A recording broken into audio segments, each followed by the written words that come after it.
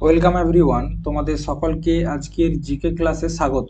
দেখো, আজকে আমরা যে টপিকটা নিয়ে আলোচনা করব ভারতীয় সংবিধানের ভাগ 6, যে টপিকটার নাম হচ্ছে কি দ্য স্টেট। ঠিক আছে, রাজ্য। আমরা এতদিন পার্লামেন্টকে নিয়ে দেখেছি, আমাদের যে কেন্দ্র সরকার তাকে নিয়ে দেখেছি।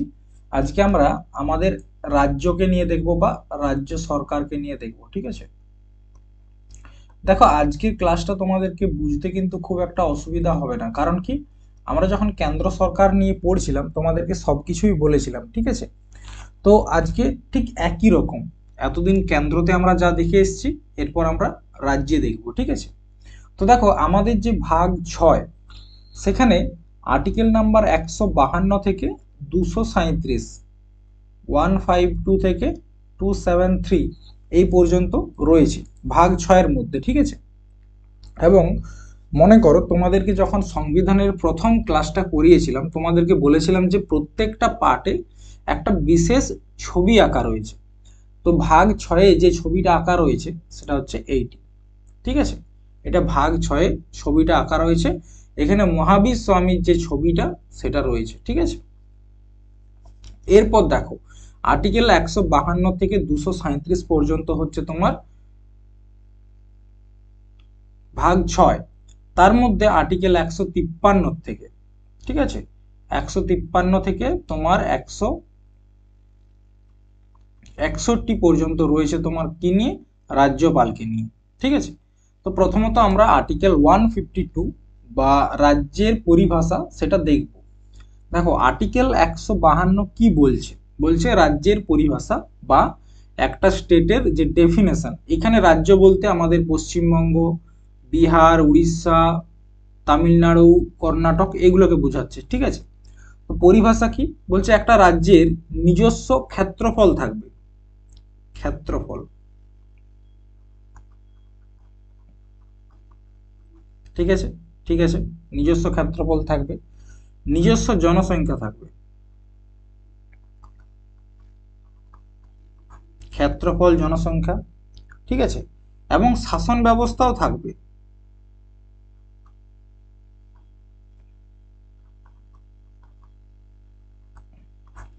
কিন্তু কি থাকবে না, সম্প্রভুতা।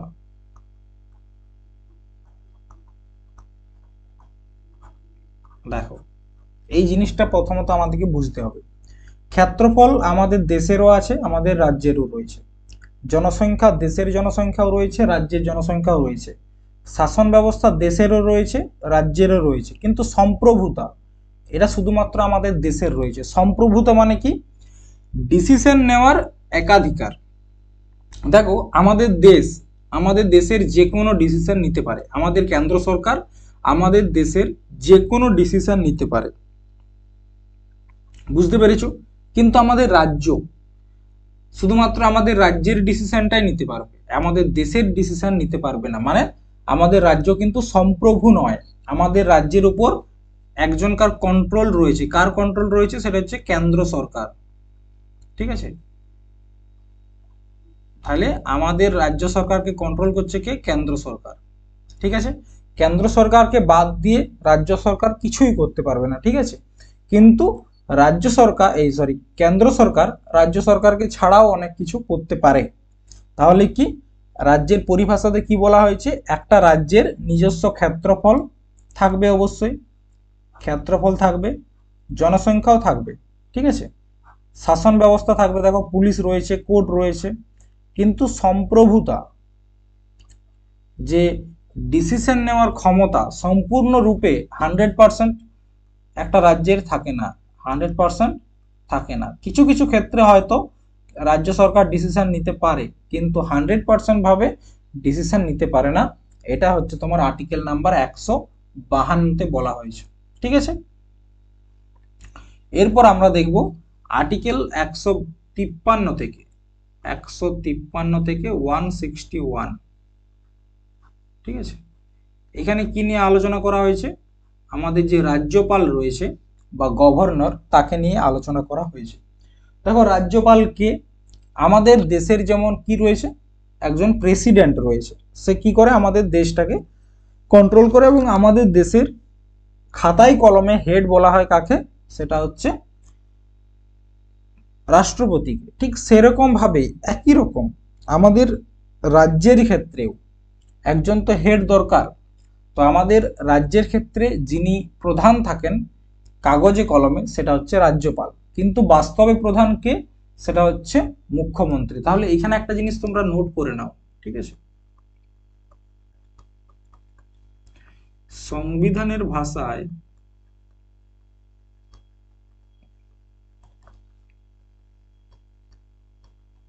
ভাষায় রাজ্যের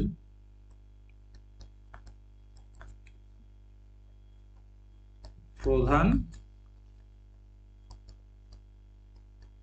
রাজ্যপাল,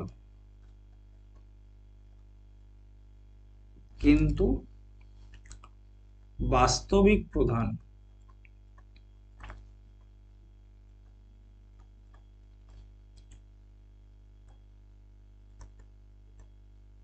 মুখ্যমন্ত্রী। ঠিক আছে, বোঝা গেছে? তাহলে আর্টিকেল নাম্বার 153 তে কি বলছে? যে আমাদের দেশের প্রত্যেকটা রাজ্যে একজন করে রাজ্যপাল থাকবে বা একাধিক রাজ্যের একজন রাজ্যপাল হতে পারে।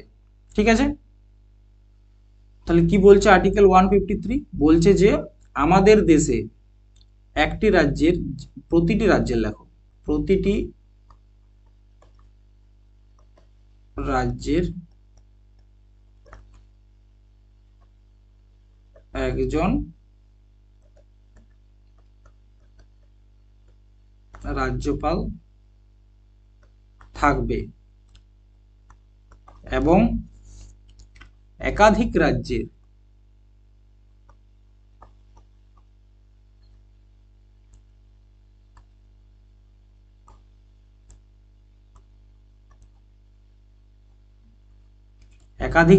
একজনও রাজ্যপাল হতে পারে।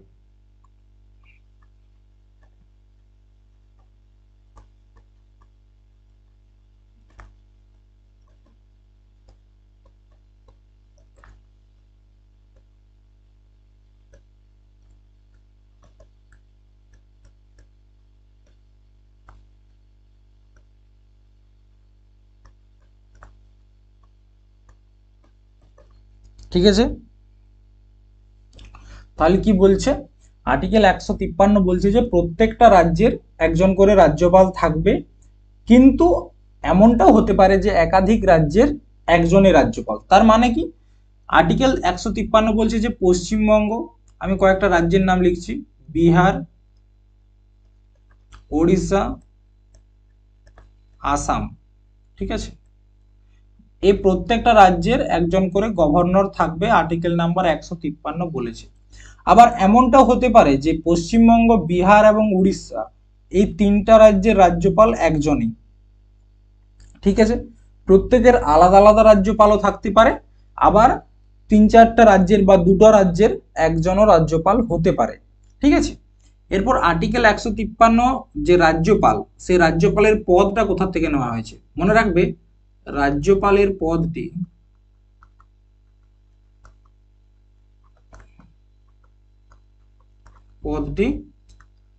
কানাডা থেকে নেওয়া হয়েছে।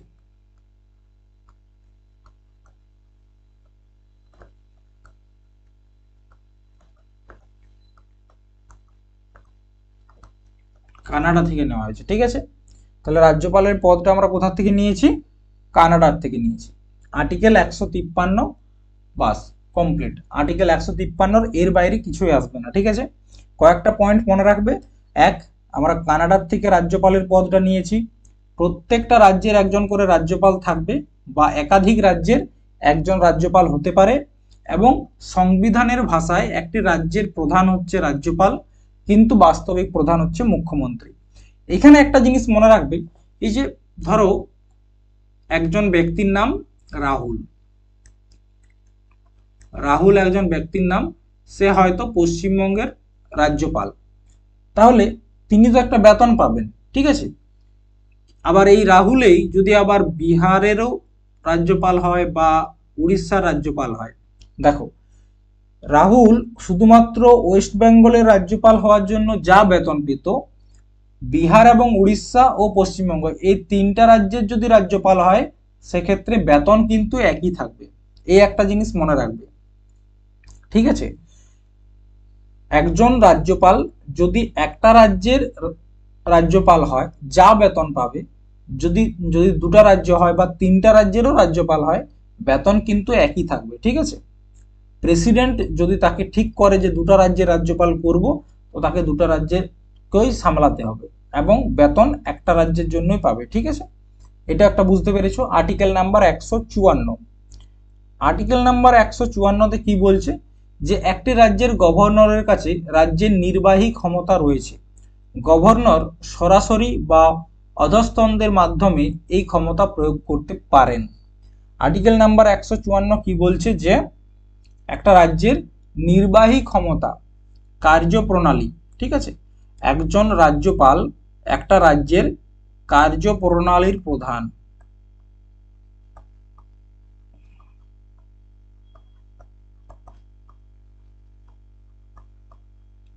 কার্যপ্রণালীর প্রধানটা কি তোমাদেরকে প্রেসিডেন্টের সময় বলেছিলাম। দেখো, কার্যপ্রণালীর প্রধান মানে কি?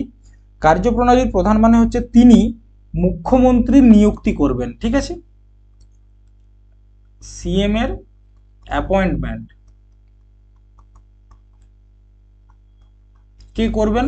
সেটাও রাজ্যপাল করবে। বা কোনো একটা বিলকে অ্যাক্ট বানাতে গেলে কার সিগনেচার প্রয়োজন হবে? কোনো একটা রাজ্যের কোনো একটা বিল, সেটাকে যদি আইন তৈরি করতে হয়, তাহলে সেটা করতে হবে তোমার রাজ্যপালের সিগনেচারের মাধ্যমে। তার জন্য কার্যপ্রণালীর প্রধান, ঠিক আছে, এটা কে করে? এটা করে হচ্ছে তোমার গভর্নরকে বলা হয়। আবার যে হাইকোর্ট, দেখো হাইকোর্টের জাজদেরকে, ঠিক আছে, হাইকোর্টের জাজদেরকে তোমার যে শপথ বাক্য পাঠ কে করায়? রাজ্যপাল করায়, ঠিক আছে। এরপর দেখো আর্টিকেল নাম্বার 155, এখানে কি বলছে, একটি রাজ্যের গভর্নরের নিয়োগ, রাজ্যপালের নিয়োগ নিয়োগ ভারতের রাষ্ট্রপতি তার হাতে এবং সিলমোহরের অধীনে একটি পরোয়ানা দ্বারা রাজ্যপালকে নিয়োগ করে। দেখো, রাজ্যপাল কোন রকম ইলেকশনের মাধ্যমে কিন্তু নিযুক্ত হয় না, যেমন প্রেসিডেন্ট বা উপরাষ্ট্রপতি, এরা একটা ইলেকশনের মাধ্যমে নির্বাচিত হয়। কিন্তু যিনি রাজ্যপাল, তাকে নিয়োগ করার জন্য বা অ্যাপয়েন্ট করার জন্য কোনো রকম ভোট হয় না। তাহলে কে তাকে নিয়োগ করে?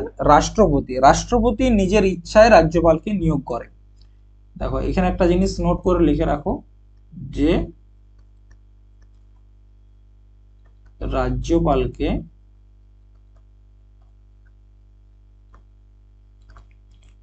রাষ্ট্রপতি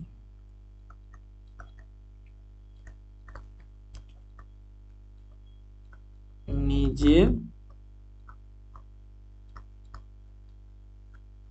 অনুসার, ইচ্ছা অনুসার নিয়োগ করে।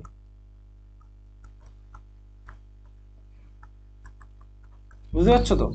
রাষ্ট্রপতিকে যে পটাতে পারিব সেই রাজ্যপাল হতে পারিব, ঠিক আছে।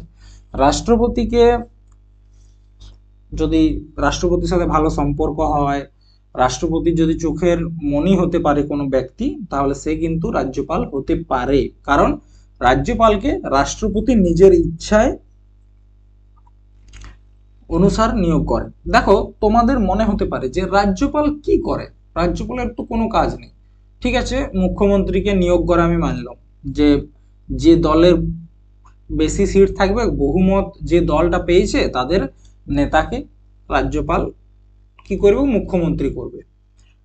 কিন্তু এইটুকু কাজের জন্য কি একটা রাজ্যপাল পদটা তৈরি করা প্রয়োজন ছিল? বা এইটুকু একটা কাজের জন্য সেটা তো রাষ্ট্রপতি নিজেও করতে পারে, বা আর অন্য অন্য কাউকে দিয়েও, হয়তো হাইকোর্টের যে চিফ জাস্টিস রয়েছে তাকে দিয়েও করানো যেতে পারে। কিন্তু কেন রাজ্যপাল? কেন? দেখো, রাজ্যপালকে যে পদটা, এটা তৈরি করার মেন উদ্দেশ্য হচ্ছে কেন্দ্র সরকার এবং রাজ্য সরকারের মধ্যে, সেন্ট্রাল গভর্নমেন্ট এবং স্টেট গভর্নমেন্ট, ঠিক আছে, এই দুটো রাজ্যের মধ্যে একটা লিঙ্ক রাখার জন্য। এই লিঙ্কের কাজটা কে করে? গভর্নর। ঠিক আছে, মানে এই গভর্নর একটা রাজ্যে কি কি হচ্ছে সেই সমস্ত খবর কাকে দেয়? কেন্দ্র সরকারকে দেয়। ঠিক আছে, বুঝতে পেরেছো কি জন্য রাজ্যপালের পদটা তৈরি করা হয়েছে? এই প্রশ্নটা অনেকের মনেই থাকে। যেদিন আমরা প্রথমবার সংবিধান পড়েছিলাম তখন আমাদের মনেও এসেছিল যে কেন রাজ্যপালের পদ, কি প্রয়োজন। যে কোনো একটা পদ তৈরি করতে গেলে তো কিছু একটা কারণ থাকতে হয়। তো মেন কারণটা ওইটাই, যে কেন্দ্র সরকার ও রাজ্য সরকারের মধ্যে যে লিঙ্কের কাজটা করে সেটা করে রাজ্যপাল। ঠিক আছে, এরপর হচ্ছে রাজ্যপালের কার্যকাল। দেখো, একটু আগে আর্টিকেল নাম্বার 155-তে বলেছিলাম যে রাজ্যপালের নিয়োগটা করে প্রেসিডেন্ট নিজের ইচ্ছা অনুসারে। তাহলে এখানে কার্যকালটা কি হওয়া উচিত? দেখো, রাজ্যপালের কোনো নির্দিষ্ট কার্যকাল নেই। একটা জিনিস এখানে ভালো করে মনে রাখবে, নির্দিষ্ট কার্যকাল নেই।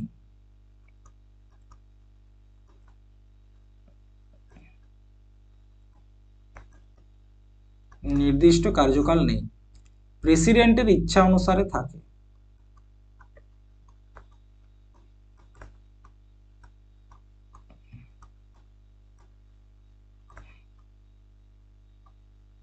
তার মানে কি, কোনো একটা রাজ্যপাল 5 বছরের জন্যও রাজ্যপাল থাকতে পারে, 10 বছরের জন্যও, 3 বছরের জন্য, 1 বছর, 15 বছর বা 20 বছর, যতদিন খুশি।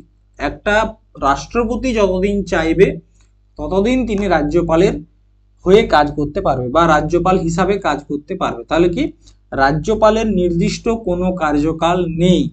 প্রশ্ন তোমরা ডাব্লিউবিপিতেই পাবে। ঠিক আছে, ডাব্লিউবিপি যদি পিওয়াইকিউ গুলো একটু ভালো করে দেখো, ডাব্লিউপি, কেপি, এসএসসি এবং রেল, এমন কোনো পরীক্ষা নেই যেই প্রশ্নটি আসেনি যে গভর্নরের কার্যকাল কতদিন। অপশন থাকবে 5 বছর, 6 বছর, 3 বছর, আর একটা অপশন থাকবে কি, যে প্রেসিডেন্টের ইচ্ছা অনুসার। তাহলে উত্তর হবে প্রেসিডেন্টের ইচ্ছা অনুসার, কোনো কার্যকাল নেই। ঠিক আছে, এরপর হচ্ছে আর্টিকেল 157, ভারতের রাজ্যপাল হওয়ার যোগ্যতা। এরপর তো যাকে তাকে গভর্নর করা যায় না। ঠিক আছে, গভর্নর হতে গেলেও তার একটা যোগ্যতা প্রয়োজন। যোগ্যতাটা কি? প্রথমত যোগ্যতা হচ্ছে তাকে ভারতের নাগরিক হতে হবে। আর দ্বিতীয় যোগ্যতা কি?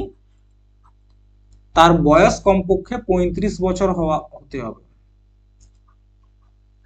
35 বছর মিনিমাম এজ হতে হবে, আর ভারতীয় হতে হবে। দেখো, এটা যদিও কোনো রকম কারণ নয়, তবু তোমাদেরকে বলছি 35 বছর এজটা কেন। দেখো, 35 বছর বয়সে ম্যাক্সিমাম মানুষের কি হয়ে যায়? বিয়ে হয়ে যায়। আবার 35 বছর বয়সে মোটামুটি এই কম বয়সে যেটা ছেলেদের ক্ষেত্রে হয় বা মেয়েদের ক্ষেত্রে হয়, একে অপরের প্রতি যে টান, সেটা 35 বছরের পর আর হয় না, খুব কম হয়। হয় না নয়, হয় কিন্তু খুব কম হয়। তো কেউ যদি একটা 20-22 বছরের ছেলে বা 25 বছরের ছেলে বা মেয়েকে যদি রাজ্যপাল করা হয়, তার কাছে চলে আসবে অনেক পাওয়ার। তখন সে কি করবে? সেই পাওয়ারটা নিজের প্রেমিক প্রেমিকার প্রতি বা কাউকে পছন্দ হলে তাকে বিয়ে করে নেওয়া, এরকম ধরনের কাজে ব্যবহার করতে পারে। বা এই 25-26 বছর বয়সটা যেটা থাকে, সেখানে ক্ষমতার সঠিক ব্যবহার করার ম্যাচিউরিটিটা অনেক সময় আসে না। তোমার কাছে পাওয়ার চলে এসছে, কিন্তু তুমি সেটাকে কিরকম ভাবে ব্যবহার করবে, সেই যদি ম্যাচিউরিটিটা না থাকে, তাহলে তোমাকে ক্ষমতা দেওয়া বেকার। কিন্তু 35 বছরের যে এজ, এই এজটা হচ্ছে একটা ম্যাচিউরিটি চলে আসে, যে তোমার কাছে যে পাওয়ারটা আছে সেটাকে তুমি কিরকম ভাবে ব্যবহার করবে। তোমার কাছে পাওয়ার আছে চাকরি দেওয়ার। তুমি যখন 25 বছরে যদি তুমি রাজ্যপাল হয়ে যাও, তখন তুমি কি করবে, যে ঠিক আছে, আমার যতজন আত্মীয় স্বজন আছে, যত বন্ধু বান্ধব আছে, সবকে চাকরি দিয়ে দিলাম। কিন্তু 35 বছর পর যখন তুমি রাজ্যপাল হবে, তখন তুমি বুঝবে যে তোমার কাছে চাকরি দেওয়ার ক্ষমতা থাকলেও তুমি সেটা দিতে পারবে না, কারণ সেটা বেআইনি। আরেকটা জিনিস কি, রাজ্যপালের একটা শর্ত রয়েছে। তুমি যে রাজ্যের বাসিন্দা, ধরো আমি যদি পশ্চিমবঙ্গের বাসিন্দা হই, আমি কিন্তু পশ্চিমবঙ্গের রাজ্যপাল হতে পারবো না। আমাকে পশ্চিমবঙ্গের রাজ্যপাল করা হবে না, আমাকে অন্য রাজ্যের রাজ্যপাল করা হবে। তার কারণ কি, আমি যদি পশ্চিমবঙ্গের রাজ্যপাল হই আর আমার একটা কোনো মানুষের সাথে যদি শত্রুতা থাকে, সে ব্যক্তিটার নাম যদি বি হয়, তাহলে আমি সহজেই তার উপর প্রতিশোধ নিতে পারবো। বা আমার কোনো আত্মীয় যদি পশ্চিমবঙ্গে থাকে, তাকে সহজেই সরকারি সুবিধা অনেক কিছু দিতে পারবো, যেটা তার পাওয়ার যোগ্যতা নেই বা সে সেটা পেতে পারে না, কিন্তু আমার লিঙ্কে সে পেয়ে যাবে। ওই কারণেই কোনো একজন ব্যক্তি, ধরো একটা ব্যক্তি, তাকে যদি রাজ্যপাল করা হয়, তার জন্ম যদি পশ্চিমবঙ্গে হয় এবং পশ্চিমবঙ্গের বাসিন্দা হয়, সেক্ষেত্রে তাকে পশ্চিমবঙ্গ বাদে অন্যান্য রাজ্যের রাজ্যপাল করা হবে। এটা একটা ক্রাইটেরিয়া বা শর্ত, ঠিক আছে। তো যোগ্যতা কি, ভারতীয় হতে হবে আর 35 বছর বয়স হতে হবে। এরপর বলছে আর্টিকেল 158, এখানে কি দেওয়া হয়েছে যে শর্ত, এখনই তোমাদেরকে যে শর্তগুলোর কথা বলছিলাম সেই শর্তগুলো দেওয়া হয়েছে। একটা কি, রাজ্যপাল সংসদ বা রাজ্যের আইনসভার সদস্য হতে পারে না। মানে কি, যে রাজ্যপাল হবে তাকে এমপি হওয়া চলবে না, ঠিক আছে। মানে কি, লোকসভা বা রাজ্যসভা এই দুটো সভারই মেম্বার হওয়া চলবে না। বা আরেকটা হচ্ছে কি, বিধানসভা, তার মেম্বারও হওয়া চলবে না, ঠিক আছে। তাহলে কি, লোকসভা, রাজ্যসভা বা বিধানসভার মেম্বার হওয়া চলবে না। যদি মেম্বার হয়ে থাকে তাহলে রাজ্যপালের পদটি গ্রহণ করার পূর্বে তাকে তার পদ থেকে, অর্থাৎ এমপির পদ থেকে বা এমএলএ এর পদ থেকে ইস্তফা বা রেজিগনেশন দিতে হবে।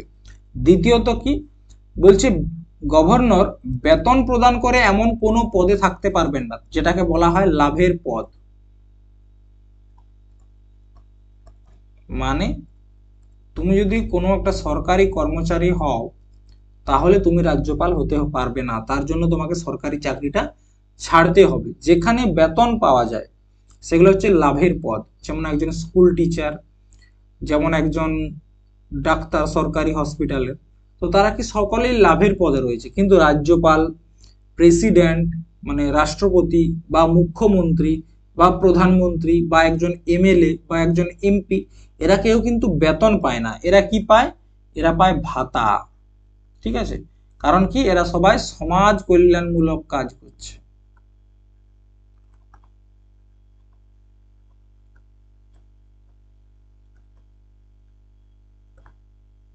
সমাজ কল্যাণমূলক কাজের সাথে যুক্ত, ঠিক আছে।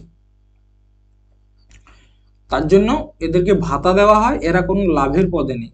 যদিও কার রোজগার বেশি কম সেটা তোমরা সকলেই জানো। এরপর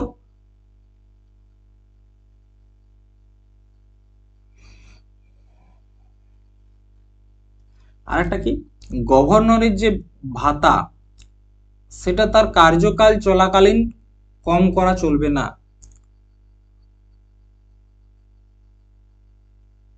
ঠিক আছে।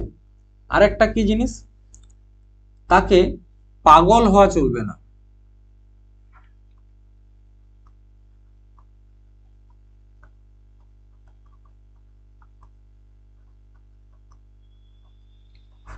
আরেকটা হচ্ছে ব্যাংকরাপ্ট হওয়া চলবে না।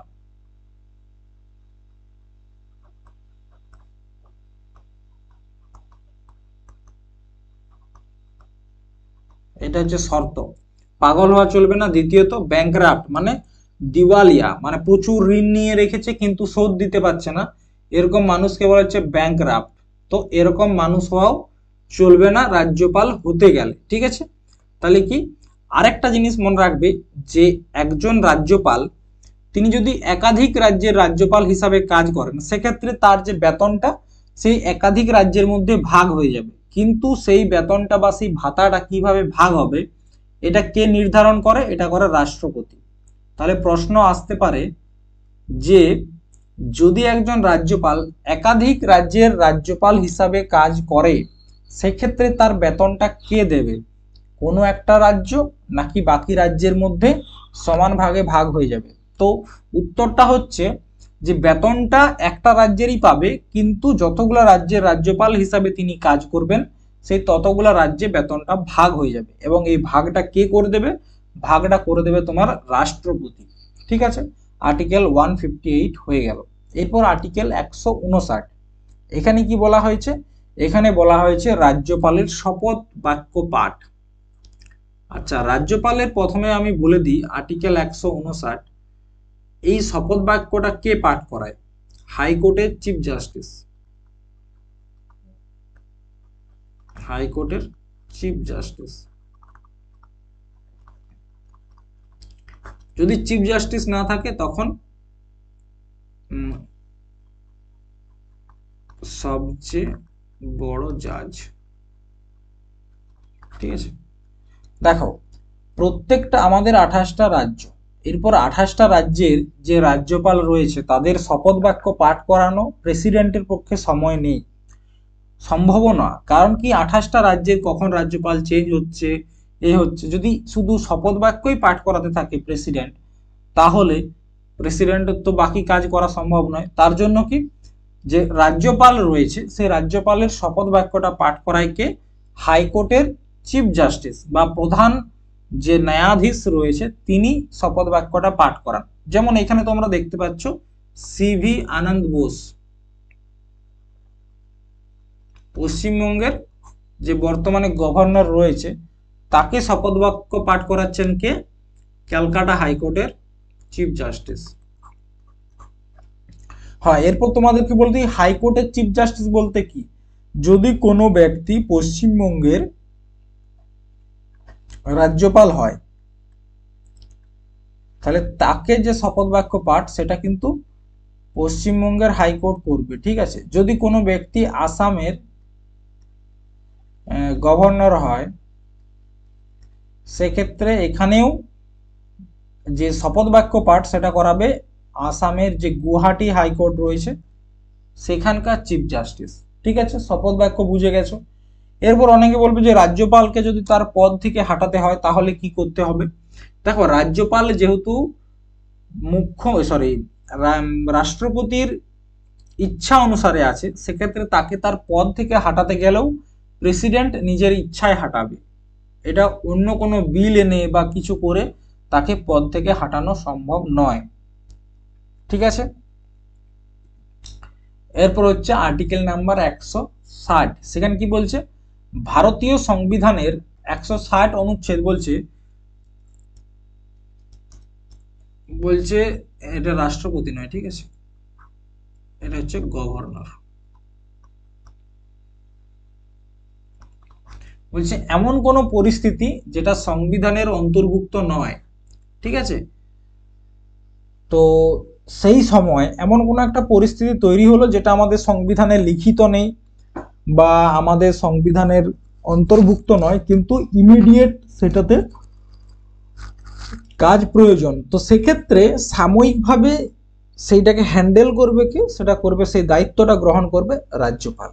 একটা রাজ্যের ক্ষেত্রে, দেশের ক্ষেত্রে প্রেসিডেন্ট, রাজ্যের ক্ষেত্রে রাজ্যপাল। এটা মনে রাখা খুব সহজ। যখনই দেশের কথা বলা হবে তখন প্রেসিডেন্টেই সব, যখনই রাজ্যের কথা বলা হবে তখন গভর্নর।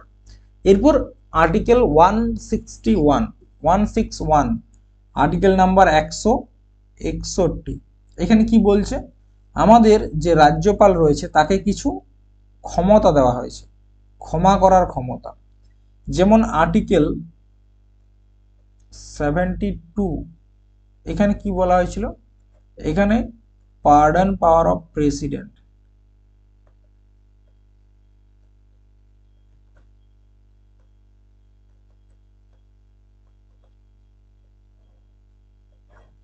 রাষ্ট্রপতির ক্ষমা করার অধিকার ছিল। ঠিক একই রকম ভাবে আমাদের যিনি গভর্নর তারও কিছু ক্ষমতা আছে ক্ষমা করার।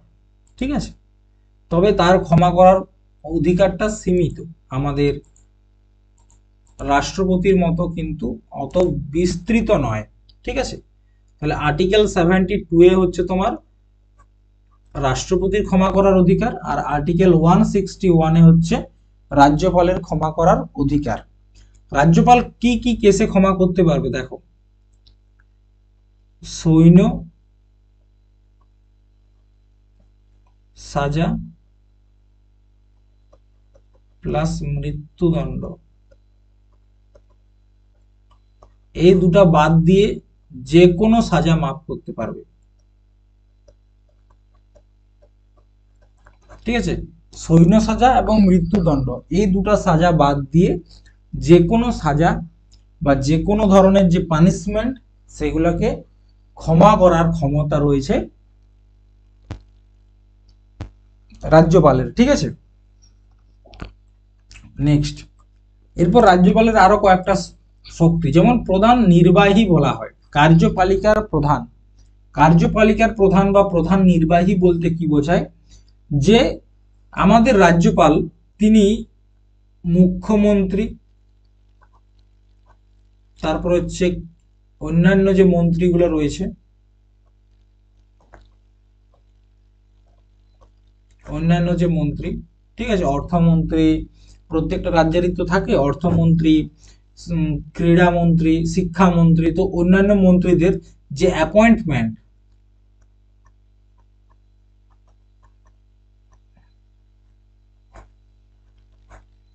অ্যাপয়েন্টমেন্টটা কে করায়, অ্যাপয়েন্টমেন্ট করা হচ্ছে তোমার রাজ্যপাল।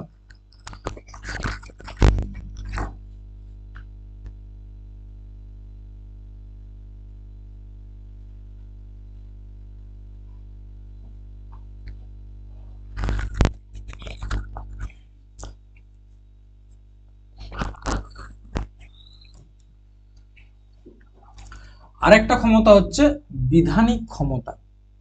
যেমন দেখো, আমাদের দেশের পার্লামেন্টে কি হয়, বছরে 3বার 3টা সেশন হয়। কিছুদিন আগে তোমরা দেখলে বাজেট সেশন চলছে, এখনো বাজেট নিয়ে আসা হয়েছে। ঠিক একই রকম ভাবে রাজ্যের যে বিধানসভা রয়েছে,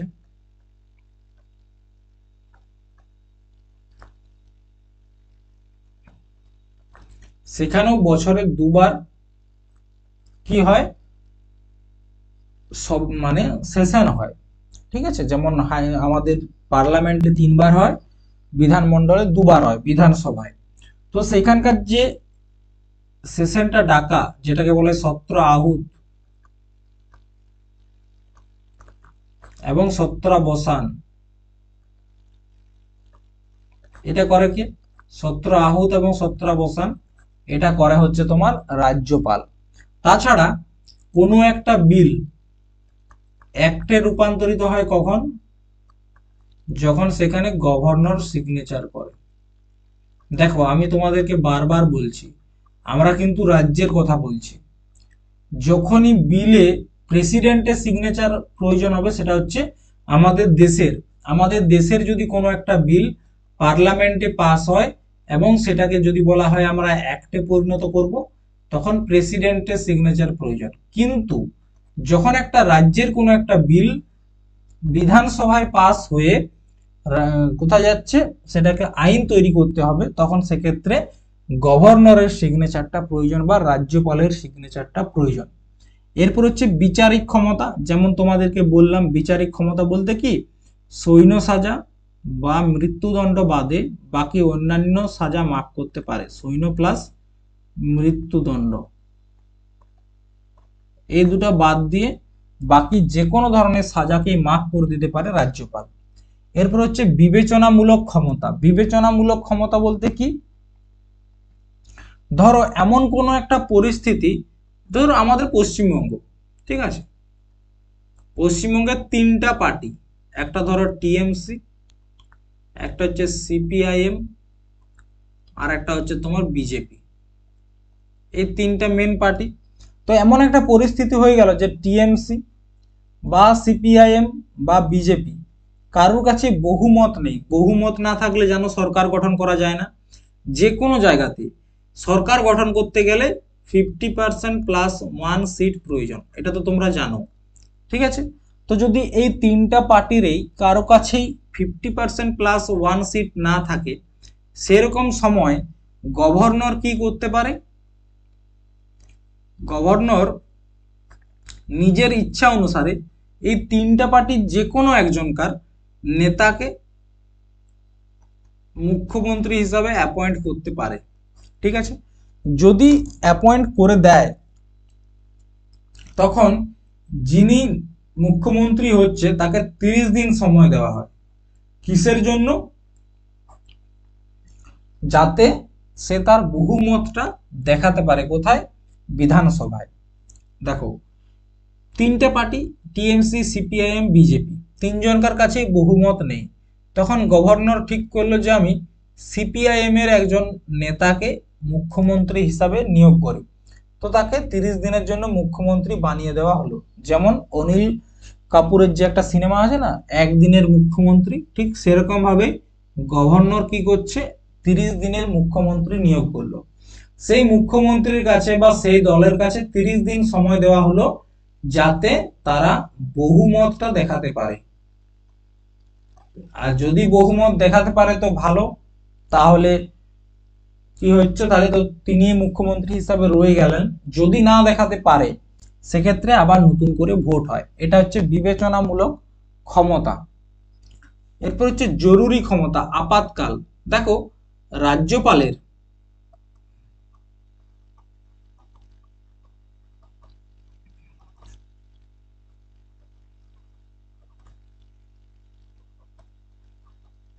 আপাতকালীন ক্ষমতা নেই, নেই, কিন্তু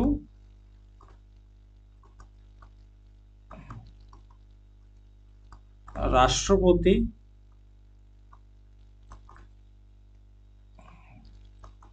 শাসনের সময় রাজ্যের সমস্ত ক্ষমতা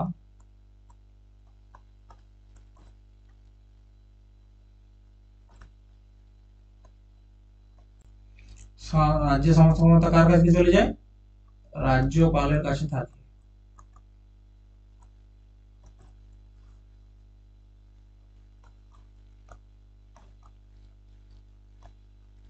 ঠিক আছে, তাহলে কি বলছে, যদি কোনো রাজ্যপাল, আপাতকালীন কোনো ক্ষমতা তো নেই, কিন্তু যখন রাষ্ট্রপতি শাসন চলে, যেমন কদিন পরেই তোমরা দেখবে মণিপুরে রাষ্ট্রপতি শাসন চলবে। কারণ কি? মণিপুরের যে হিংসা প্রতিনিয়ত বেড়ে চলেছে, ভায়োলেন্স, এবং আজকের খবর যে মণিপুরের মুখ্যমন্ত্রী এন বীরেন সিং, ঠিক আছে, মণিপুরের মুখ্যমন্ত্রী এন বীরেন সিং, তিনি কি করেছেন? রিজাইন দিয়ে দিয়েছেন। ঠিক আছে, এবং রিজাইন দেওয়ার ফলে সেখানে এখন মুখ্যমন্ত্রী নেই। তো সেখানে পরিস্থিতি মানে কতটা খারাপ তোমরা বুঝতে পারছো।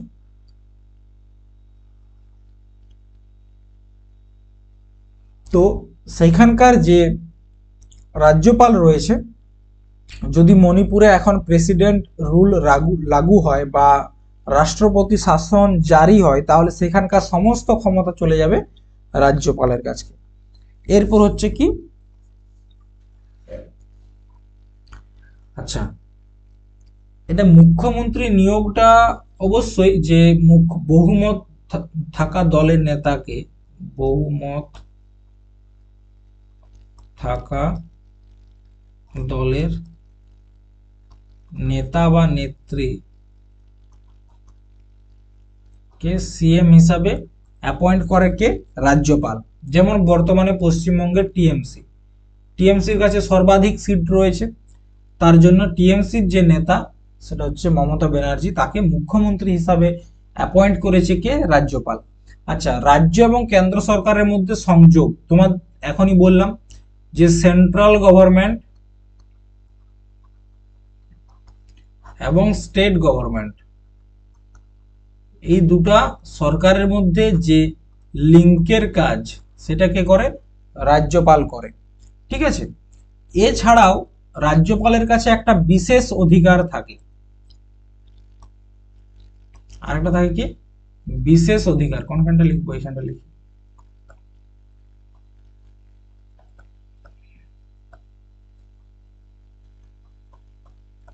বিশেষ অধিকার একটা রয়েছে। বিশেষ অধিকারটা কি? যে রাজ্যপাল তার মানে কার্যকাল চলাকালীন, মানে রাজ্যপাল থাকা অবস্থায় উপর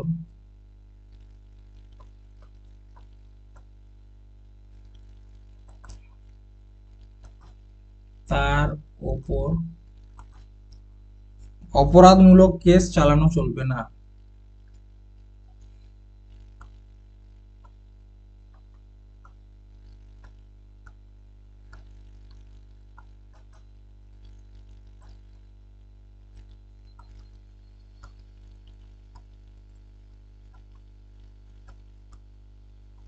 এখানে কি বলছে, বিশেষ অধিকারটা কি, ধরো আমি যদি রাজ্যপালের পদে থাকি, তাহলে আমার উপর, আমি যতদিন রাজ্যপালের পদে থাকছি ততদিন কি করা চলবে না, কোন রকম ক্রিমিনাল কেস আমার উপর চালানো চলবে না। দেখো কিছুদিন আগে তোমরা হয়তো খবরে শুনেছো যে পশ্চিমবঙ্গের রাজ্যপাল সিভি আনন্দ বোসের উপর একটা এলিগেশন আনা হয়েছিল শ্লীলতাহানি। ঠিক আছে, শ্লীলতাহানির একটা অভিযোগ এনেছিল যে সিভি আনন্দ বোসের যে কাজের মেয়ে ছিল, ঠিক আছে, তো তিনি সেই অভিযোগটা এনেছিলেন, কিন্তু তাকে অ্যারেস্ট করা হয়নি সিভি আনন্দ বোসকে, বা তার উপর কোনো রকম কেস চালানো হয়নি। তার কারণটা কি, কারণ রাজ্যপালের কাছে বিশেষ অধিকার রয়েছে। ও বিশেষ অধিকারটা কি, যখন কোনো ব্যক্তি রাজ্যপালের পদে থাকবে ততদিন তার উপর কোনো রকম অপরাধমূলক কেস চালানো যাবে না, কিন্তু যখন তিনি রাজ্যপালের পদ থেকে সরে দাঁড়াবেন বা তার কার্যকালটা সমাপ্ত হয়ে যায়, তখন তার উপর কিন্তু ক্রিমিনাল কেস চালানো সম্ভব। জায়গাটা ভালোভাবে মনে রাখবে, পরীক্ষায় আসে, যতদিন রাজ্যপালের পদে তিনি থাকবেন ততদিন কেস চলবে না, ঠিক আছে, কিন্তু যখনই তিনি রাজ্যপালের পদ থেকে ইস্তফা দেবেন তার উপর কিন্তু কেস চালানো সম্ভব। Next, article number 163। 163তে কি বলছে, যে মন্ত্রী পরিষদ প্রতিষ্ঠা করে এবং একটি রাজ্যের গভর্নরকে পরামর্শ দেওয়ার ক্ষেত্রে এর ভূমিকা, মুখ্যমন্ত্রী পরিষদের নেতৃত্ব দেন। আর্টিকেল 163তে কি বলছে, আমি সহজ ভাষায় বলছি। আর্টিকেল 163 বলছে যে রাজ্যপালকে পরামর্শ দেওয়ার জন্য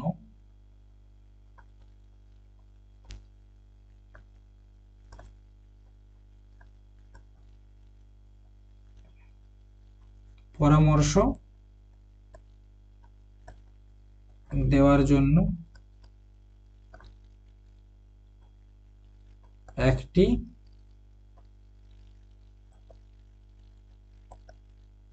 মন্ত্রী পরিষদ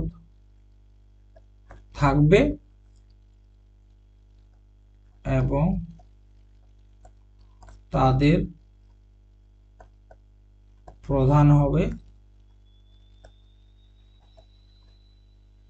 মুখ্যমন্ত্রী। ঠিক আছে, আর্টিকেল 163 এটাই বলছে যে রাজ্যপালকে পরামর্শ দেওয়ার জন্য একটা মন্ত্রী পরিষদ থাকবে এবং সেই মন্ত্রী পরিষদের হেড কে থাকবে, সেটা হচ্ছে চিফ মিনিস্টার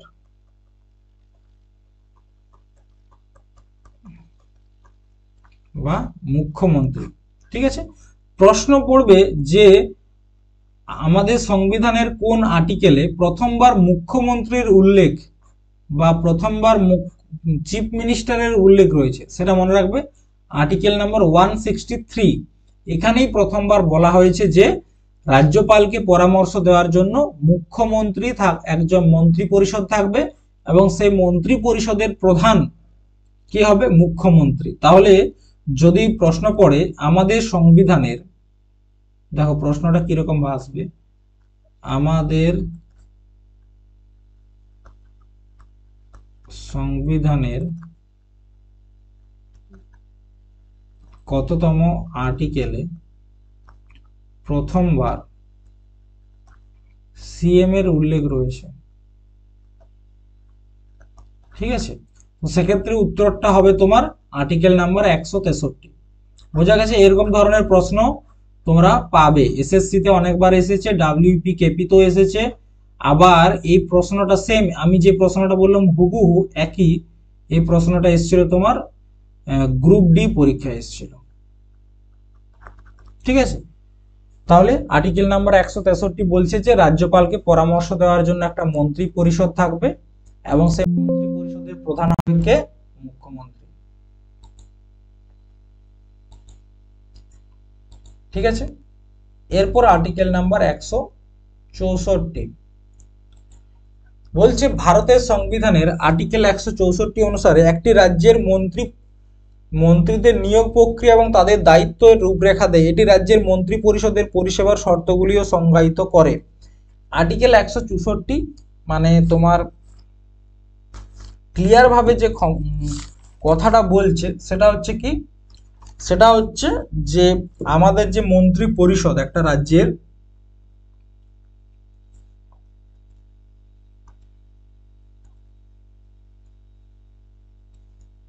যে মন্ত্রী পরিষদ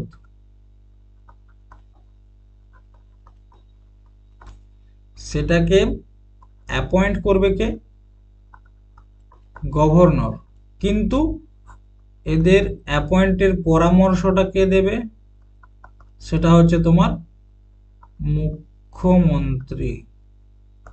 যেমন কেন্দ্র সরকারের মন্ত্রী পরিষদ গঠন করে প্রধানমন্ত্রী, প্রধানমন্ত্রীর পরামর্শে হয়, ঠিক একই রকম ভাবে রাজ্যের মন্ত্রী পরিষদ বা ক্যাবিনেট মিনিস্টার যাদেরকে বলা হয় তাদের নিয়োগটা মুখ্যমন্ত্রীর পরামর্শেই রাজ্যপাল করে। আবার আর্টিকেল 164তে আরো একটা জিনিস বলেছে যে যে মন্ত্রীরা রয়েছে না তাদের দায়িত্বের যে রূপরেখা, ঠিক আছে, তাদের কি কি দায়িত্ব রয়েছে এটাও কিন্তু আর্টিকেল 164তে বলা হয়েছে।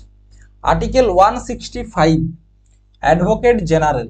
দেখো আমরা এর আগে শুনেছি অ্যাটর্নি জেনারেল,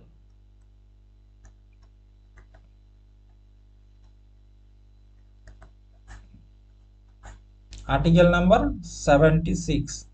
অ্যাটর্নি জেনারেল কে, একটা দেশের, আমাদের দেশের সব থেকে বড় বা আমাদের দেশের কেন্দ্র সরকারের যে পার্সোনাল তোমার উকিল, যদি তোমরা একদম পাতি বাংলা ভাষায় বুঝতে চাও তাহলে আমাদের কেন্দ্র সরকারের নিজস্ব উকিলকে বলা হয় অ্যাটর্নি জেনারেল, এবং আমাদের রাজ্য সরকারের নিজস্ব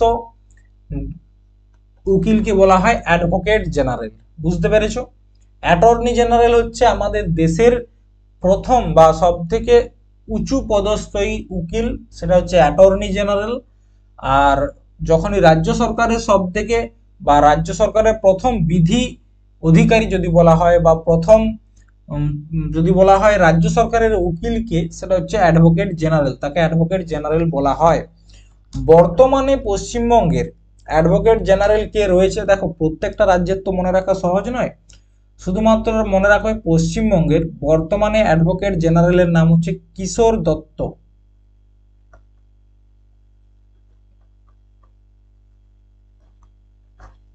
কিশোর দত্ত, এই যে ইনি অ্যাডভোকেট জেনারেল, ইনি কিন্তু বিধানসভার সদস্য নন।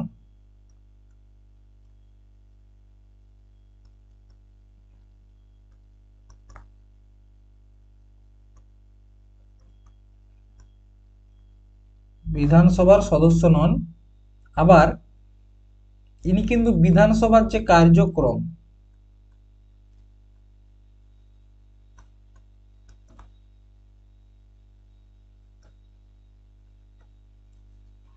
ঠিক আছে, বিধানসভার কার্যক্রমে অংশগ্রহণ করতে পারেন,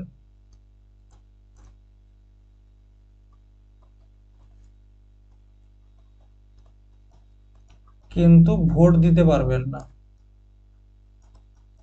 কিন্তু ভোট দিতে পারবে না কে, সেটা হচ্ছে তোমার অ্যাডভোকেট জেনারেল। ঠিক আছে, নেক্সট এরপর আসছে আমাদের আমাদের রাজ্য সরকারের মেন যে জায়গা সেটা। ঠিক আছে, দেখো এইখানে একটা জিনিস তোমাদেরকে মনে রাখতে হবে। প্রথমত আমাদের যেটা মনে রাখতে হবে, আর্টিকেল নাম্বার 168 যেখানে বিধানমণ্ডলের চর্চা রয়েছে। 168 আমাদের সংবিধানের আর্টিকেল নাম্বার 168, সেখানে বিধানমণ্ডলের চর্চা রয়েছে। বিধানমণ্ডলের দুটো অংশ, একটার নাম বিধানসভা, একটার নাম বিধান পরিষদ। দেখো বিধানসভা প্রত্যেকটা রাজ্যেই রয়েছে, কিন্তু বিধান পরিষদ প্রত্যেকটা রাজ্যে নেই। তার মানে কি, প্রত্যেকটা রাজ্যে বিধানসভা থাকাটা বাধ্যতামূলক, কিন্তু বিধান পরিষদ থাকাটা বাধ্যতামূলক নয়। ঠিক আছে, দেখো আর্টিকেল 168 বলছে যে প্রত্যেকটি রাজ্যের একটি আইনসভা রয়েছে। আইনসভা বলতে তোমার বিধানসভাকে বোঝায়। দেখো আমাদের যে কোনো রাজ্যের তোমার একটা হাউস যেটা হচ্ছে বিধানসভা প্লাস রাজ্যপাল, এটা থাকবেই। তবে বিধান পরিষদ সেটা কিন্তু থাকতেও পারে আবার নাও পারে। এই বিধানসভাতে যারা থাকে তাদেরকে কি বলা হয় জানো? এমএলএ। এমএলএ তে তোমরা জানো বিধায়ক, যাদেরকে আমরা ভোট দিই। আর বিধান পরিষদে যারা থাকে তাদেরকে বলা হচ্ছে এমএলসি। এমএলএ হচ্ছে মেম্বার অফ লেজিসলেটিভ অ্যাসেম্বলি, আর এমএলসি হচ্ছে মেম্বার অফ লেজিসলেটিভ কাউন্সিল। ঠিক আছে, এরপর দেখো বিধানসভা তো প্রতিটা রাজ্যে রয়েছে, কিন্তু বিধান পরিষদ তো নেই। তাহলে বিধান পরিষদকে নির্মাণ করব কিভাবে? যদি কোনো একটা রাজ্য চায় যে আমাদের একটা বিধান পরিষদ থাকা উচিত, কিভাবে নির্মাণ করবে? উচিত বললেই তো আর তৈরি হয়ে যায় না, তার জন্য একটা প্রসিজার রয়েছে। প্রসিজারটা কি?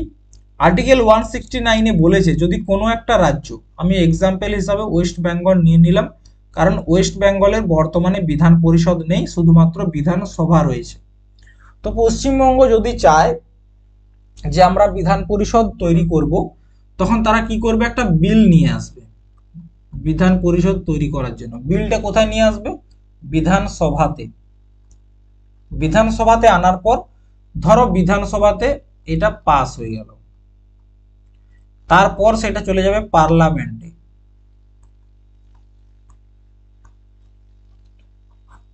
এই বিলটা যদি পার্লামেন্টেও পাস হয় এবং সংসদ যদি স্বীকৃতি দেয় যে হ্যাঁ, যদি পার্লামেন্ট বলে হ্যাঁ পশ্চিমবঙ্গ বিধান পরিষদ তৈরি করুক, তার মানে বিলটা যদি পার্লামেন্টেও পাস হয়ে যায়, তাহলে সেক্ষেত্রে আমাদের পশ্চিমবঙ্গ একটা বিধান পরিষদ নির্মাণ করতে পারবে। তাছাড়া কিন্তু নির্মাণ করা সম্ভব নয়।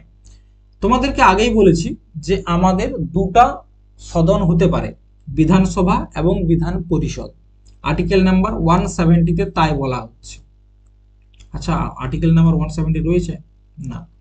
আর্টিকেল 170-তে বলছে যে আর্টিকেল 168-এ বলছে যে আমাদের একটা বিধান মণ্ডল থাকবে, যার দুটা হাউস হতে পারে, বিধানসভা এবং বিধান পরিষদ। বিধান পরিষদ থাকুক না থাকুক, বিধানসভা কিন্তু থাকবেই। এটা একটা জিনিস মনে রাখবে। দেখো প্রত্যেকটা রাজ্যেই বিধানসভা আছে, কিন্তু এখানে একটা জিনিস আমাদেরকে মনে রাখতে হবে, সেটা হচ্ছে তোমার একটা সংবিধান সংশোধন। সংবিধান সংশোধনটা কি? 69তম সংবিধান সংশোধন। ঠিক আছে, তোমার এটা এসেছিল 1990 সালে। এই সংবিধান সংশোধনের মাধ্যমে দিল্লি এবং পুডুচেরি এই দুটা ইউটিতে কি হয়েছে? বিধানসভার নির্মাণ হয়েছে। এই একটা জিনিস মনে রাখবে, দিল্লি এবং পুডুচেরির আগে বিধানসভা ছিল না, কিন্তু 69তম সংবিধান সংশোধন 1990-এর মাধ্যমে বিধানসভা তৈরি হয়েছে। কোথায়? দিল্লি এবং পুডুচেরিতে। একটা জিনিস। এরপর দেখো বিধানসভার চর্চা রয়েছে আর্টিকেল নাম্বার 170-এ, এবং 171-এ রয়েছে তোমার বিধান পরিষদ। ঠিক আছে, বিধানসভা কি বলছে? বলছে কোনো একটা রাজ্যের বিধানসভায় ম্যাক্সিমাম সিট কতগুলা হতে পারে, আবার মিনিমাম সিট কতগুলা হতে পারে। দেখো কোনো একটা রাজ্যের বিধানসভায় ম্যাক্সিমাম সিট 500 হতে পারে, আবার মিনিমাম সিট 60 হতে পারে। কিন্তু এটার একটা ব্যতিক্রম রয়েছে, যেমন সিকিম একটা রাজ্য, তার বিধানসভা রয়েছে এবং সিকিমের সদস্য সংখ্যা হচ্ছে 32। যেমন গোয়াতে রয়েছে 40টা। ঠিক আছে, এরপর দেখো বিধানসভার যে ভোট বা যে প্রতিনিধি যায়, তাদেরকে আমরা ডিরেক্ট ইলেকশনের মাধ্যমে চুজ করি, ডাইরেক্ট ইলেকশন হয়। ঠিক আছে, আমরা নিজেরা ভোট দিয়ে বিধানসভার মেম্বার যারা এমএলএ তাদেরকে নির্বাচন করি। 2026-এ এমএলএ এর ভোট আসছে, তোমরা জানো। এই বিধানসভা কিন্তু ভঙ্গ হতে পারে, কিন্তু বিধান পরিষদ ভঙ্গ হতে পারে না। যেহেতু ভঙ্গ হতে পারে তার জন্য এটাকে বলা হচ্ছে অস্থায়ী সদন। অস্থায়ী সদন। বিধানসভা নিয়ে বুঝে গেছো। আর একটা জিনিস মনে রাখবে যে বহুমত দলের নেতা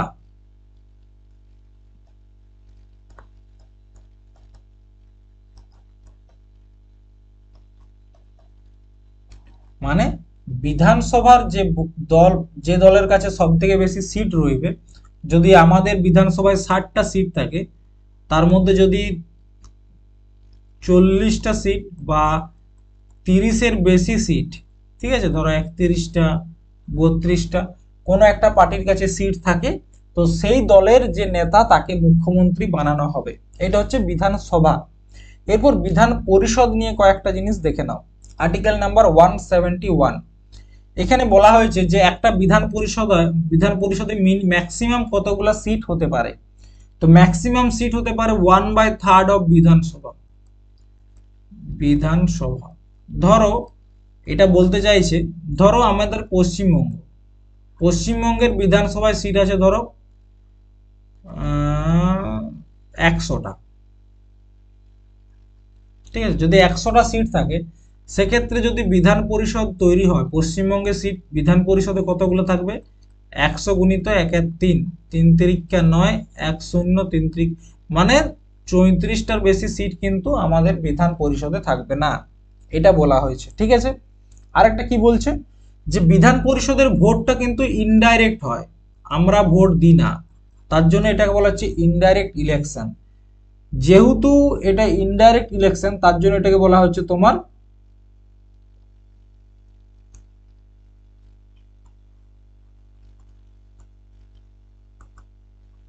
উচ্চ সদন। কারণ কি? কারণ বিধান পরিষদ ভেঙে যায় না, এখানে যে কার্যকাল সেটা 6 বছর এবং প্রতি 2 বছর অন্তর অন্তর ভোট হয়, তাহলে কখনোই বিধান পরিষদ খালি হয় না, কিন্তু 5 বছর অন্তর অন্তর বিধানসভা খালি হয়ে যায়, ঠিক আছে। এরপর বিধান পরিষদে কারা কারা অংশগ্রহণ, মানে বিধান পরিষদের যে সদস্য হয় কারা হয়, মনে রাখবে বিধান পরিষদের যে টোটাল সদস্যের 1/3 হয় কে? 1/3 হয় তোমার বিধানসভা নির্বাচন করে।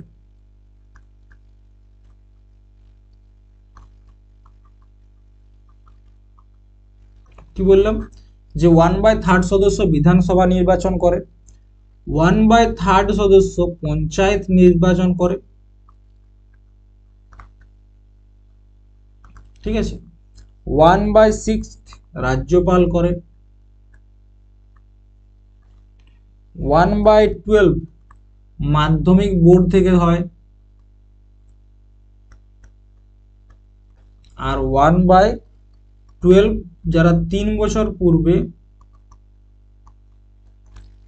অনার্স করেছে, ঠিক আছে। তার মানে দেখো একটা বিধান পরিষদের যে টোটাল সদস্য রয়েছে না, তার মধ্যে 1/3 যে সদস্য হবে সেগুলো বিধানসভা থেকে নির্বাচন করে পাঠানো হবে। 1/3 পাঠানো হবে পঞ্চায়েতের যে সদস্য রয়েছে তারা নির্বাচন করবে যে এই মানুষগুলোকে বিধান পরিষদে পাঠানো হোক। 1/6 করবে রাজ্যপাল, ঠিক আছে। রাজ্যপাল নিজের অনুসারে 6 জনের মধ্যে একজনকে ঢোকাবে। মাধ্যমিক বোর্ড থেকে হবে 1/12, এবং 3 বছর পূর্বে যারা অনার্স করেছে তাদের মধ্যে 1/12 হবে, ঠিক আছে। এগুলো হচ্ছে সদস্য কারা কারা হতে পারবে। এরপর দেখো আমি তোমাদেরকে বললাম যে আমাদের দেশের সব রাজ্যে কিন্তু বিধান পরিষদ নেই, শুধুমাত্র এই 6টা রাজ্যে বিধান পরিষদ রয়েছে। একটা হচ্ছে অন্ধ্রপ্রদেশ, একটা হচ্ছে বিহার, একটা হচ্ছে কর্ণাটক, একটা হচ্ছে মহারাষ্ট্র, একটা হচ্ছে তেলেঙ্গানা, একটা হচ্ছে উত্তরপ্রদেশ।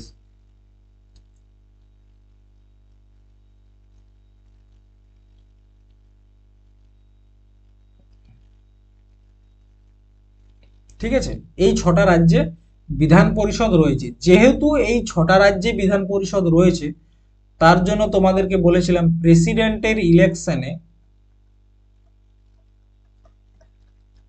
বিধান পরিষদ অংশগ্রহণ করে না।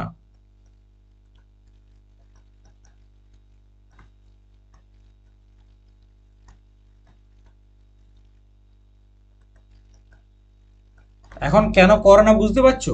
কারণ প্রত্যেকটা রাজ্যে তো আর বিধান পরিষদ নেই, মাত্র 6টা রাজ্যে রয়েছে, 28টার মধ্যে 6টা রাজ্যে রয়েছে। ঠিক আছে, তার জন্য বিধান পরিষদ কিন্তু প্রেসিডেন্টের ইলেকশনে অংশগ্রহণ করে না। কোথায় কোথায় রয়েছে? অন্ধ্রপ্রদেশ, বিহার, কর্ণাটক, মহারাষ্ট্র, তেলেঙ্গানা, উত্তরপ্রদেশ।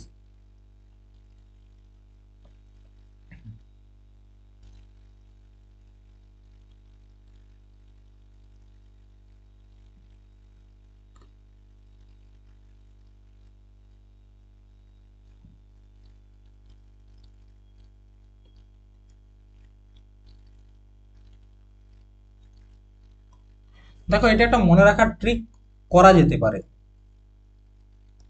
ঠিক আছে, তোমরা নিজেদের মতো বানাতে পারো, আমি বলে দিচ্ছি একটা। সেটা হচ্ছে, এক মিনিট, আমি এতক্ষণ ওটাই ভাবছিলাম যে কি ট্রিক তোমাদেরকে দেওয়া যায়। দেখো, ট্রিকটা হচ্ছে,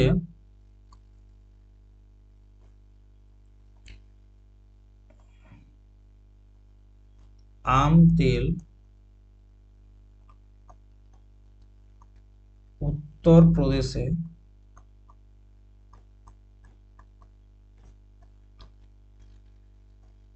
বিখ্যাত। আম তেল উত্তরপ্রদেশে বিখ্যাত। আম, আ বলতে অন্ধ্রপ্রদেশ, ম বলতে মহারাষ্ট্র, তেল হচ্ছে তেলেঙ্গানা, উত্তরপ্রদেশ তো ইউপি হয়ে গেল, বি মানে হচ্ছে বিহার, আর খ্যাত মানে হচ্ছে কর্ণাটক। ঠিক আছে, তাহলে আম তেল উত্তরপ্রদেশে বিখ্যাত, আ ফর অন্ধ্রপ্রদেশ, তেল ফর তেলেঙ্গানা, ম ফর মহারাষ্ট্র, উত্তরপ্রদেশ, বিখ্যাততে বিহার আর কর্ণাটক। ঠিক আছে, এটা একটা মনে রাখার ট্রিক, তোমরা নিজেদের মতোও বানাতে পারো। এরপর হচ্ছে বিধানমণ্ডলের মেয়াদ, আর্টিকেল নাম্বার 172। এখানে বলা হয়েছে বিধানমণ্ডলের মেয়াদ। বিধানমণ্ডলের মেয়াদটা কি দেখে নাও।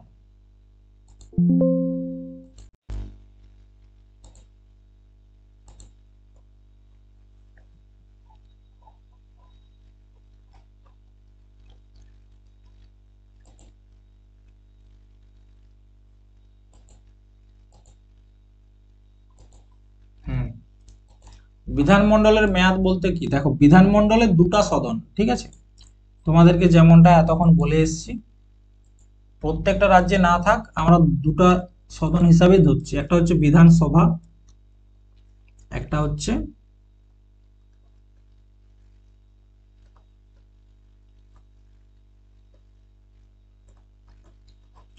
বিধান পরিষদ।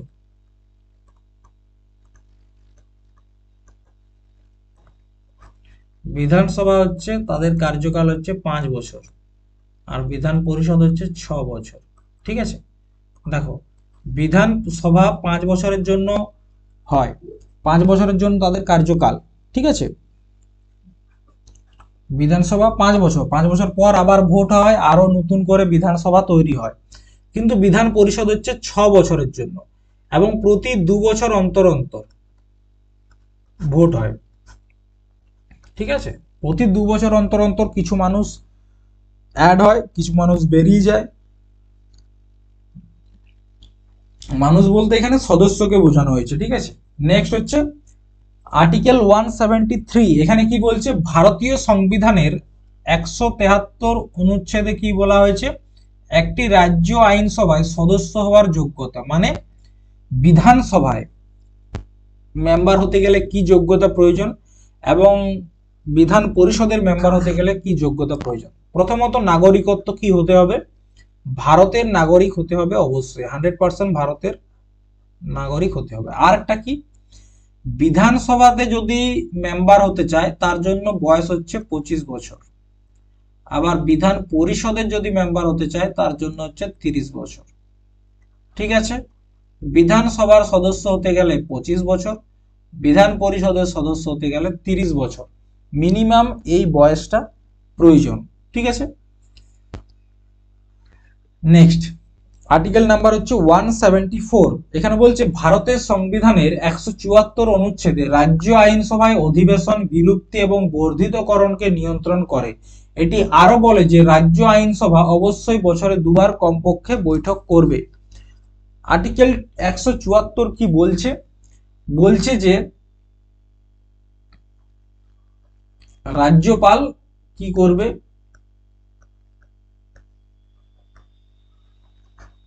সত্র আহুত এবং সত্র বসান।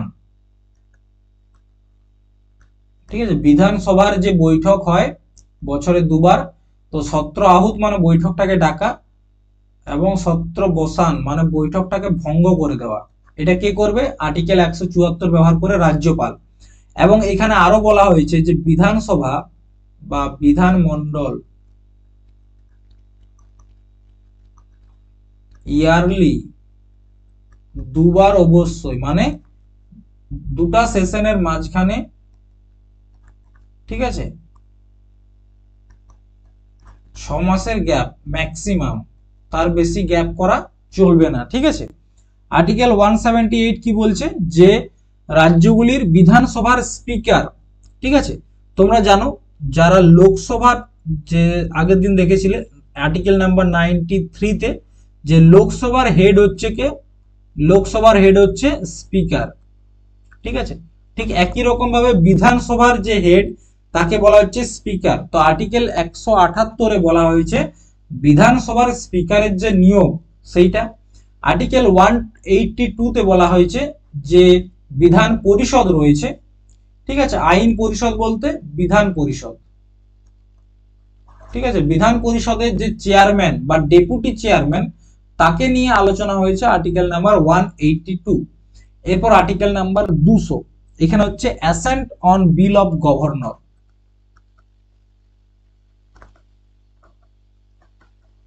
দেখো আর্টিকেল নাম্বার 200 কি বলছে? বলছে সংবিধানের 200 নম্বর অনুচ্ছেদ রাজ্য বিধানসভা কর্তৃক পাসকৃত বিলগুলিতে সম্মতি প্রদানের ক্ষমতা রাজ্যপালকে প্রদান করে। রাজ্যপাল পুনর্বিবেচনার জন্য বা সংশোধনের পরামর্শ দেওয়ার জন্য আইনসভায় বিলটি ফিরিয়ে দিতে পারেন। দেখো আর্টিকেল 200 বলছে যে কোনো একটা বিল পাস হয়ে যাওয়ার পর সেটা অ্যাক্টে পরিণত করতে গেলে গভর্নরের সিগনেচার প্রয়োজন। ঠিক আছে, আবার ঠিক এই একই প্রসেস ছিল তোমার প্রেসিডেন্টের ক্ষেত্রেও আর্টিকেল নাম্বার 111-তে। আর্টিকেল নাম্বার 111-তে রাষ্ট্রপতির সিগনেচার প্রয়োজন হচ্ছিল, আর্টিকেল 200-তে রাজ্যপালের সিগনেচার প্রয়োজন। কিন্তু রাজ্যপাল সিগনেচার না করে পুনর্বিবেচনার জন্য বা সংশোধনের জন্য সেটা বিধান পরিষদে বা বিধানসভাতে পাঠিয়ে দিতে পারেন। বা এমন কোন বিল যে বিলটা হাইকোর্টের ক্ষমতাটাকে সীমিত করে দিচ্ছে, এমন কোন বিল যদি বিধানমন্ডল থেকে পাস হয়ে যায় বা বিধানসভা থেকে পাস হয়ে যায়, সেক্ষেত্রে সেই বিলটা রাজ্যপাল রাষ্ট্রপতির জন্য জমা রেখে দেবে, মানে সিগনেচারও করবে না, আবার বিধানসভাকে ফিরিয়েও দেবে না। কি করবে?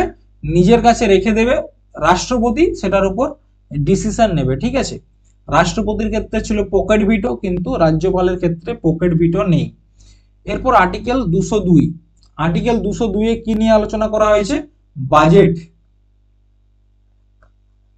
তোমরা কিছুদিন আগে দেখলে যে আমাদের কেন্দ্র সরকার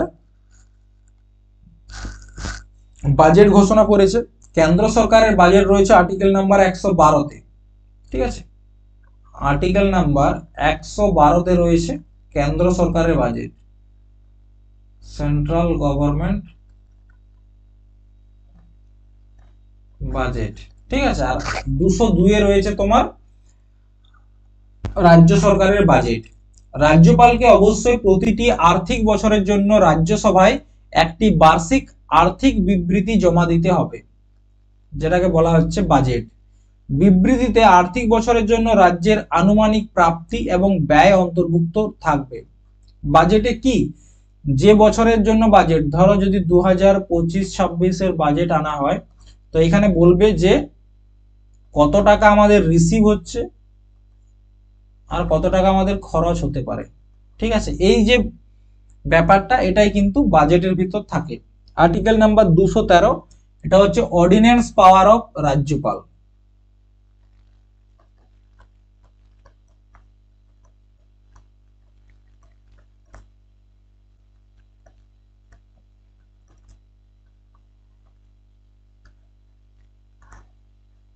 ঠিক আছে, অর্ডিন্যান্স পাওয়ার বলতে কি, এমন কোন পরিস্থিতিতে যখন বিধানসভা তার বৈঠক করছে না বা অধিবেশন থাকে না, ঠিক আছে, যখন বিধানসভার অধিবেশন থাকে না, তখন যে আইন তৈরি করার ক্ষমতা সেটা রয়েছে তোমার রাজ্যপালের কাছে। আবার ঠিক একই রকম ভাবে আর্টিকেল নাম্বার 123-এ রয়েছে সেম পাওয়ার কার কাছে, প্রেসিডেন্টের কাছে। আর্টিকেল 123-এ রয়েছে রাষ্ট্রপতির কাছে দেশের ক্ষেত্রে। আর আর্টিকেল 213-তে রয়েছে, দেখো এটা মনে রাখা সহজ, 123 এটাকে যদি উল্টায় পাল্টায় লেখা হয় তাহলে 213। 213-তে হচ্ছে রাজ্যপালের কাছে, 123-এ হচ্ছে রাষ্ট্রপতির কাছে। তো দেখো আজকের ক্লাসে আমরা আমাদের সম্পূর্ণ যে আমাদের রাজ্য সরকারের যতগুলো গুরুত্বপূর্ণ পয়েন্ট ছিল সেগুলো নিয়ে আলোচনা করেছি। আমাদের কাছে যে আজকের টপিক যেটা বাকি রয়ে গেল সেটা হচ্ছে হাইকোর্ট। ঠিক আছে, আমাদের আজকের যে টপিকটা বাকি রয়েছে সেটা হচ্ছে হাইকোর্ট। এই হাইকোর্ট নিয়ে আমরা পরের দিন আলোচনা করব এবং তার সাথে ভাগ 7, এই ভাগ 7কে আলোচনা করব। ঠিক আছে, তো আজকে আপাতত এই পর্যন্তই। পরের দিন আমরা আরো একটা নতুন ক্লাসে হাইকোর্ট এবং ভাগ 7কে নিয়ে পড়বো। ঠিক আছে, চলো টাটা।